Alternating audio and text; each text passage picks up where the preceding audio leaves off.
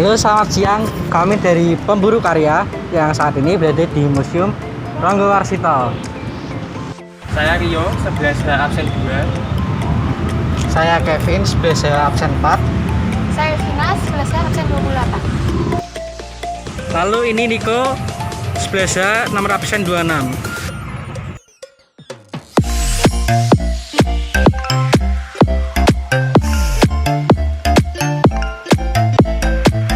Jadi ini karya pertama yang bakal saya tunjukin di Ronggo Warsito.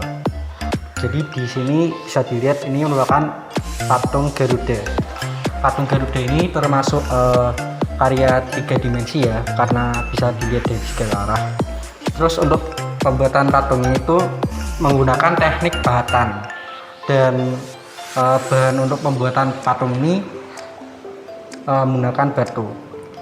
Ini bisa dilihat ini merupakan macan kumbang dan ini garudanya. Terus patung Garuda ini sendiri memiliki ceritanya sendiri.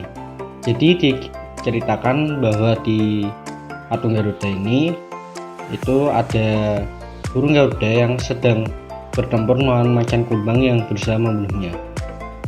Itu kita bisa melihat dari detail-detail yang berada di patung ini, seperti burung Garuda yang mengepakkan sayapnya yang sedang menyerang macan kumbang, lalu ini ada macan kumbang yang juga melawan burung Garuda ya. Lalu ekspresi dari macan kumbang itu sendiri yang seperti garang dan siap membunuh burung Garuda. Lalu juga detail-detail lainnya seperti taring, terus sayap-sayap itu juga sangat detail, dan juga itu di bawahnya merupakan pohon yang merupakan jadi tempat pertarungan dari Garuda dan macan kumbang. Dan itu pohon sendiri juga detail ya, seperti ada daun-daun dan kayu-kayunya. Lalu patung Garuda ini sendiri berasal dari Sinabung, Semarang, dan hibahnya merupakan dari Ibu Gunadi. Sekian, terima kasih dari saya, terima kasih. Karya 3 dimensi di samping adalah topeng. Topeng berasal dari Kabupaten Temanggung dan sudah ada sejak zaman prasejarah. Topeng-topeng ini dibuat dari bahan kayu yang menggunakan teknik ukir dan pahat. Di sini terdapat 5 topeng yang memiliki ekspresi berbeda-beda. Paling bawah topeng berwarna putih yang menunjukkan sifat ceria dan baik hati. Kemudian di atasnya terdapat topeng dengan ekspresi kesal dan sedikit galak yang terlihat dari gigi taring dan kumisnya. Lalu ada topeng berwarna merah dengan mata melotot yang menunjukkan sifat marah. Selanjutnya topeng dengan warna kemerahan dan mata membelah menggambarkan watak angkara murka. Dan yang paling atas menunjukkan sifat angkuh, kejam, dan jahat yang terlihat dari tanduk, rambut, dan jenggotnya. Jadi, peletakan topeng tersebut diurutkan dari topeng yang menggambarkan sifat paling baik sampai yang paling jahat. Secara luas, topeng digunakan dalam tari yang menjadi bagian dari upacara adat atau penceritaan kembali cerita-cerita kuno dari para leluhur. Diyakini bahwa topeng berkaitan erat dengan roh-roh leluhur yang dianggap sebagai interpretasi dewa-dewa.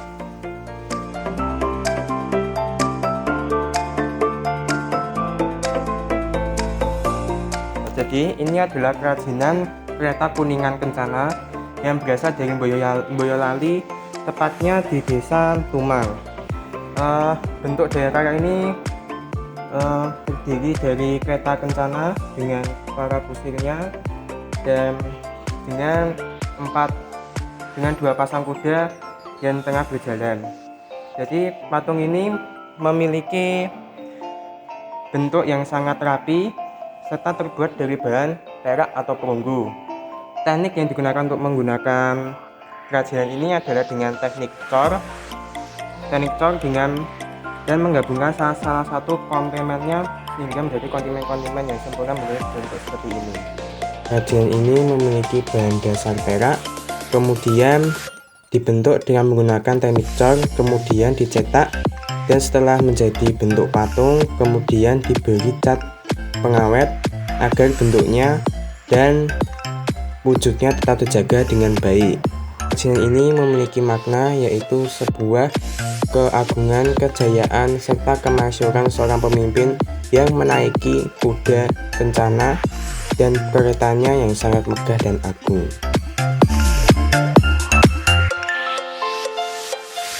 Ini merupakan wayang golek purwo yang dibuat dengan media kayu yang diukir.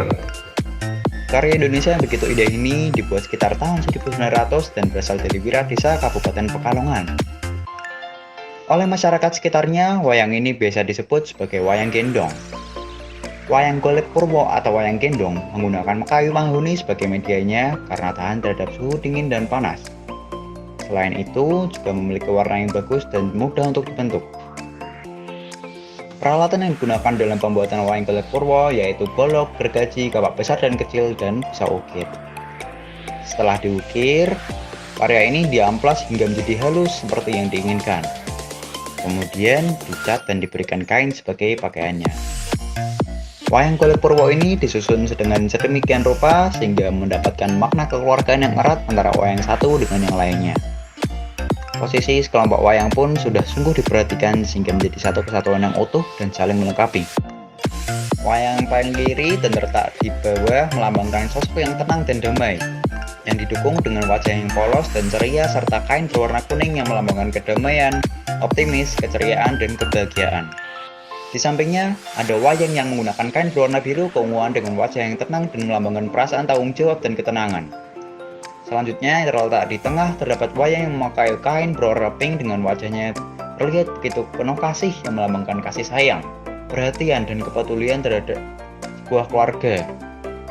Serta warna pinknya cocok diletakkan di tengah yang menunjukkan jantung yang berdebar, kayaknya kasih sayang yang disebarkan. Kemudian di sebelahnya terdapat wayang yang membawa kain berwarna biru tua yang mana melambangkan sosok yang kuat dan dapat diandalkan. Menuju tingkat di atasnya terdapat wayang yang memiliki wajah yang tegas dengan kain yang berwarna hijau tua, yang memberikan suatu keamanan, ambisi, motivasi, dan keseimbangan dalam sebuah keluarga. Kemudian, di sisi paling kanan dan terletak paling atas terdapat wayang yang memiliki wajah tegas dan elegan dengan kainnya berwarna biru muda, yang menunjukkan sosok yang ramah, segar, tetapi memiliki ketegasan dan layak disebut sebagai pemimpin dalam sebuah keluarga. Terakhir, wayang yang diletakkan di bawah menyeimbangkan berat dari wayang-wayang di atasnya. Apalagi ada wayang yang nampak sedang memiringkan kepalanya di wayang sebelahnya. Hal ini dilakukan agar beratnya semakin seimbang dan menunjukkan keluarga yang harmonis. Keseimbangan juga berusaha diciptakan dengan warna hijau pada dua wayang di bawah dan warna biru pada wayang di sebelahnya, agar unsur ketegasan dan ketenangan menjadi suatu kesatuan yang seimbang.